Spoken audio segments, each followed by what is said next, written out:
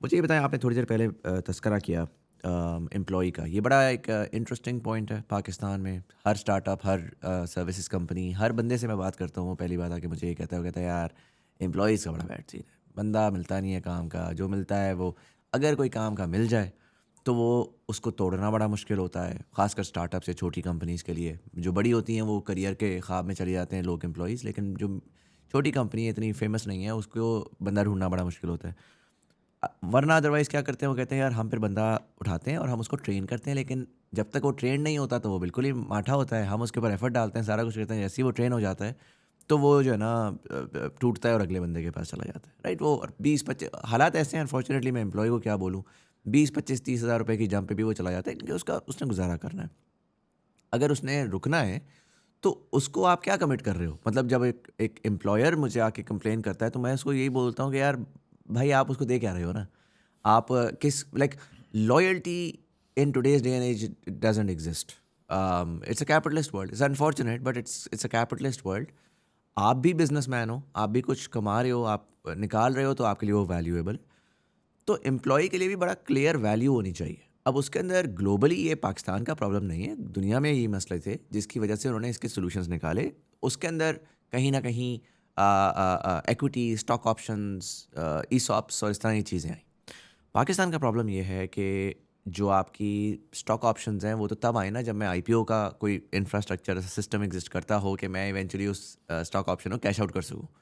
اگر وہ بس اسٹاک آپشنز آر فنی نمبرز دیٹ آر انکریزنگ، میں ہے اتنے پرسینٹ اتنا پرسینٹ، آخر میں جو فاؤنڈرز ہیں ان کا بورڈ ہے، ان کا سارا کچھ ہے، تو دین your it's all irrelevant in the grand scheme of things. تو میری اس کے اوپر بڑی دفعہ 2-3 ڈفرینٹ فاؤنڈر سے بات ہوئی. کچھ لوگوں نے بولا کہ یار ہم جو ہے نا وہ اس طرح کر رہے ہیں کہ ہم ایئرز آف اس کے اوپر ہم کیونکہ پاکستان میں بات شروع ہوتی ہے ریئل اسٹیٹ سے، ختم ہوتی ہے ریئل اسٹیٹ پہ، تو انہوں نے بولا کہ یار ہم جو ہے نا یہ کر رہے ہیں کہ اگر آپ ہمارے ساتھ 5 سال رہیں گے تو آپ کو یہ ملے گا، اگر آپ 10 سال رہیں گے تو آپ کو ایک اپارٹمنٹ ملے گا. اور ہم کیا کر رہے ہیں کہ ہم ایکسیس کیپٹل جو پول ہے امپلائیز کا، اس کو ہم انویسٹ کر رہے ہیں. کچھ ایکس ایکڑ ہم نے زمین لے لی، اس کے اوپر آہستہ آہستہ اپارٹمنٹ بنائیں گے اور امپلائیز کو دیتے رہیں گے، وچ از آئی تھنک فائن. پاکستان کے لیے انہوں نے لوکلائز کر دیا اور اس طرح سے کر دیا. بٹ آئی ایم کیوریس پہلا تو کہ جب آپ سوچتے ہیں کہ یار میں نے امپلائیز کو، کیونکہ دس از اے ریئل پرابلم، اب اس کو سولوشن کہیں نہ کہیں کسی نہ کسی نے نکالنا ہے. What does that solution look like? Would you is that in terms of bonuses کہ یار میں ایک لیٹ سے ہر سال کا جو ایک ریونیو ہے اس کو میں وہ لگا دوں اور میں امپلائیز کو ٹوکنز دوں کہ یار تمہارا جتنا تم کام کر رہے ہو، جتنے سال رکتے ہو، تمہارے ٹوکنز میں اضافہ ہوتا ہے اور بونس میں تمہیں اس کا فائدہ ہوتا ہے. پروفیٹیبلٹی میں تم کچھ نہ کچھ نکال رہے ہو کہ ٹھیک، کیونکہ اسٹاک کو تو تم بیچ نہیں سکتے، لیکن ایٹ لیسٹ پروفٹ کا پارٹ بن جاؤ. دوسرا یہ ہے کہ نہیں میں اسٹاک میں کل کو میں آج انویسٹر کے پاس نہیں گیا، کچھ بھی نہیں کیا، لیکن میں کل کو آئی پی او کروں گا. میرا ویژن ہے، میرا شوق ہے کہ میں آئی پی او کروں. اور اب تو آنے والے وقت میں مجھے پرسنلی یہ لگتا ہے کہ آئی پی اوز بڑھیں گے بہت زیادہ. انویسٹر بالکل. ریٹیل انویسٹر آ رہا ہے، اسمارٹ ہو رہا ہے، تو آنا بھی چاہیے ماڈرن پاپولرائزڈ کمپنیز کو. اینڈ دین تھرڈ اس میں تھاٹ یہ ہوگی جو آپ نے انٹرپرینیورشپ کی بات کی، and that was actually tied to my next, actually that's a discussion on its own. تو پہلے تو مجھے اس کے بارے میں بتائیں کہ اس میں کیا آپ دیکھ رہے ہیں. دیکھیں، جو آپ نے ایک بات کی کہ لوگ کہتے ہیں کہ امپلائیز نہیں ملتے اور چھوڑ جاتے ہیں اور ہاپنگ کرتے ہیں اور یہ کرتے ہیں. دیکھیں، لوگ جو ہے نا وہ بیوقوف نہیں ہیں. وہ اگر وہ ایک ایسے اسٹرکچر میں کام کر رہے ہیں جہاں 3-4 ان کی ایک ایوریج بندے کی جو زندگی گزار رہا ہے پاکستان میں یا کہیں بھی، اس کی 3-4 ریکوائرمنٹس ہونی ہے. میں کہتا ہوں چلو ایک ینگ بندہ ریلیٹیولی اپنی 20s میں یا ارلی 30s میں، وہ 3-4 چیزیں سوچ رہا ہے. ایک تو وہ یہ سوچ رہا ہے کہ وہ جس جگہ کام کر رہا ہے اس جگہ وہ کتنا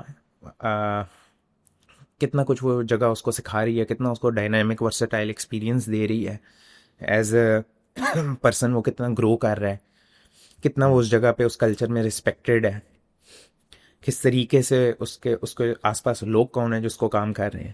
تو تھوڑا سا جو اس کے life style, grooming, future value جو اس کی بن رہی ہے، پرسنل گروتھ، یہ ایلیمنٹس آ گئے. ایک چیز یہ ہو گئی. دوسری چیز اس نے یہ دیکھنی ہے کہ اس سے جو وہاں پہ تنخواہ مل رہی ہے کیا اس سے اس کی ضروریات پوری ہو رہی ہیں ڈے ٹو ڈے. تیسری چیز اس نے یہ دیکھنی ہے کہ آج سے 5 سال بعد، 6 سال بعد جو اس کی زندگی کی نیڈز ہیں، اس کے بچوں کی ایجوکیشن ہے، اس نے لائف میں اپنا کوئی ایسٹ پورٹ فولیو بنانا ہے، اس نے کوئی ویلتھ بنانی ہے، اس نے کوئی انڈیپینڈنس گین کرنی ہے، کوئی پیسو انکم کا سورس بنانا ہے، یہ چیز کرنی ہے، وہ ہو رہی ہے یا نہیں ہو رہی. اگر اس کی تنخواہ سے آج کی نیڈ پوری ہو بھی رہی ہے تو یہ کویسچن اس کے مائنڈ میں ہوگا کہ 5 سال یا 10 سال ڈاؤن دا لائن میرا کیا ہونا ہے. ٹھیک ہے. سو یہ 3 میجر چیزیں ہیں جو ایک بندے کے ذہن میں کسی بھی ورک پلیس پہ کام کرتے ہوئے پاکستان میں یا کسی دنیا کی کسی بھی اور جگہ پہ اس کے ذہن میں آئیں گی, جو کہ بہت فیئر اور امپورٹنٹ چیزیں ہیں اس بندے کی زندگی کے لیے. تو ایک امپلائر نے یہ کنسیڈر کرنی ہے اس کے ساتھ اپنا ریلیشن شپ فارم کرنے میں اور چلانے میں. تو جو لوگ یہ کہہ رہے ہیں کہ وہ اچھا وہ آپ کر گیا, یہ کر گیا, وہ کر گیا, وہ اس لیے کر گیا کیونکہ ان میں سے ایک سگنیفیکنٹ پرسنٹیج مسنگ تھی. تو اس نے اپنے لیے اگلا بیسٹ آپشن دیکھا. ٹھیک ہے, جو امپلائر ہے اس نے اس پہ محنت کی, ٹریننگ کی, سارا کچھ کیا کیونکہ اس نے اپنا بزنس چلانا تھا, تو اس نے تو وہ محنت کرنی تھی, وہ اس نے کی, لیکن اس نے وہ باقی کھانے پر نہیں کیے جس کی وجہ سے وہ چلا گیا. اچھا, اب میں آ جاتا ہوں جو ایک بندے کو ریٹین کرنے کے ماڈل ہیں. میں جس جگہ بیٹھا ہوں یہ جو ہمارے لینڈ لارڈ پارٹنرز ہیں, یہ بھی ایک بزنس گروپ ہے اس لوکیشن میں. اب میں نے ان کی کمپنی میں دیکھا, وہ صاحب نے ابھی وہ وفات پا گئے, لیکن جب انہوں نے اپنی وہ کوئی ایجوکیٹڈ آدمی, فارملی ایجوکیٹڈ آدمی نہیں تھے جنہوں نے پورا بزنس گروپ بنایا. ایک FMCG کا کمپنی ہے جو وہ چلاتے. اب انہوں نے اپنی آرگنائزیشن میں پورا ایک انٹرپرینورشپ کا اسٹرکچر کھڑا کیا. ان کی جو ساری ڈسٹریبیوشنز تھیں وہ بہت سی اپنے امپلائیز کو ہی دیں, بہت سے اپنے اور جو وینچر شروع کیے اس میں کسی ایک سیگمنٹ یا سیکشن آف بزنس میں امپلائی کو اونرشپ دے دی. اپنے لوگ لائے, ان کا ایک بڑا انفارمل سا ماڈل تھا, لیکن اس ماڈل میں انہوں نے ان کوسچنز کو ایڈریس کیا. انہوں نے ESOPs کے تھرو یا ان سٹرکچرز کے تھرو جو آپ کے فارمل سٹرکچرز ہیں وہ فالو نہیں کیے, لیکن جو فنڈامنٹل کوسچن ہے وہ تو ہر بندے کے ہر جگہ سیم ہے نا, اور ان کے سولوشنز مختلف فارمز میں آ سکتے ہیں. تو ان لوگوں نے اپنی ڈسٹریبیوشنز کیسے دینی ہے, انہوں نے اگر کوئی بیچ میں چھوٹے چھوٹے کیفیز کا نیٹ ورک چلایا ہے ان میں اپنے ایک امپلائی کو دے دی. اپنا ایک اور کوئی پروڈکٹ ہے وہ امپورٹ کر کے اس کے سیلنگ کا برانڈ بنایا ہے, تو اس کی سیلنگ میں ایک امپلائی کو پارٹنرشپ دے دی. تو بہت سے امپلائیز کو جو ان کے مین بزنس میں کام کر رہے ہیں وہ ساتھ ساتھ انہی کے ایک سب بزنس میں انٹرپرینورشپ کی انہوں نے ان کو اپرچونٹی دی, جس کی وجہ سے وہ لوگ ان کے ساتھ لانگ ٹرم الائن ہو گئے کیونکہ ان کے لانگ ٹرم کوسچنز اس پروسیس کے اندر ایڈریس ہو گئے, اور ایٹ دا سیم ٹائم انہوں نے جو پورا اسٹرکچر بنایا انہوں نے اپنے بزنس انٹرسٹ کو بھی کور کیا. ٹھیک ہو گیا. سو ہم لوگ جو دیکھتے ہیں, ہم لوگ پچھلے جو میجر گروتھ ہم نے اچیو کیا وہ پچھلے 2-3 سال میں کی ہے, اور اسی میں زیادہ تر لوگ جو آج جو ہائر ہوئے ہماری کمپنی میں وہ انہیں پچھلے 2-3 سال میں آئے ہیں. Now we are getting to a point جہاں ہمارے لیے یہ کوسچن ہے اور ہم اس کو بڑا سیریسلی کانٹمپلیٹ کر رہے ہیں کہ ہم نے ان لوگوں کو لانگ ٹرم کے لیے الائن کیسے کرنا ہے. اور اس میں ہمارے پاس بھی 2-3 آپشنز ہیں جن کے بارے میں ہم سوچ رہے ہیں. ایک تو مے بی کچھ سرٹن, جیسے آپ نے ایگزامپل دی ایک لوکلائز ماڈل کی کہ وہ لوگ زمین پہ ڈیولپ کر کے اپنے ہی امپلائیز کے لیے وہاں شیئر ہولڈنگ بلڈ کر رہے ہیں. ٹھیک ہے, ہمارے پاس آلریڈی ایک SPV اسٹرکچر موجود ہے, ہماری لوکیشنز میں آلریڈی باہر کے انویسٹرز انوالو رہے ہیں, ہم نے وہ اسٹرکچر ایکسپلور کیا ہے. ہم یہ سوچتے ہیں کہ ہمارا امپلائی بھی اب اس میں اونرشپ کر سکتا ہے. ٹھیک ہے, ہم یہ سوچتے ہیں کہ جو ہماری کور کمپنی ہے اس کے اندر ایک ESOP اسٹرکچر ہو سکتا ہے. وہ ابھی آج کی ڈیٹ میں موجود نہیں ہے, لیکن وہ اگلے آنے والے سال میں وہ پلیس ہوگا, اور وہ لوگ جو ہمارے ساتھ ایک سرٹن ٹائم تک کام کر چکے ہیں ان کے لیے یہ جو لانگ ٹرم کا کوسچن ہے, آئی تھنک جو پہلے 2 کوسچن ہیں وہ آلریڈی ہم ایڈریس کرتے ہیں. ہم نے ان کے بارے میں پچھلے 2 سالوں میں سوچا ہے اور ہم نے ان کو ایڈریس کیا ہے. جو تیسرا کوسچن ہے کہ بھائی 5 سال بعد, 10 سال بعد, 15 سال بعد کیا, ایز اے بزنس ہم پچھلے سال اور اس سال ہی اس جگہ پر آئے ہیں جہاں پر ہمارے لیے یہ کوسچن ریلیونٹ ہوا ہے کہ وہ اچھا اب ہمیں یہ کوسچن کو آنسر کرنے کی ضرورت ہے. اس سے پہلے وی were not at that stage جہاں سے ہم اس کا جواب دے دیتے, لیکن اب جب ہے تو ہم بالکل اس کو کرنٹ بزنس میں اونرشپ کی ٹرم میں, شیئر ہولڈنگ کی ٹرم میں, اور اس سے ایک پیسو انکم جنریشن کی ٹرم میں دیکھتے ہیں. اور 4 ورٹیکلز ہم دیکھتے ہیں جو بڑے ایسوسیٹڈ ہیں ہماری کمپنی سے ریلیٹڈ, ان میں ان کے ساتھ مل کے ایک انٹرپرینورشپ کی اپرچونٹی کے طور پہ دیکھتے ہیں. ورٹیکلز کون سے ہیں؟ اچھا, اب اس میں 2-3 ایریاز ہیں جن کو ہم کنسیڈر کر رہے ہیں.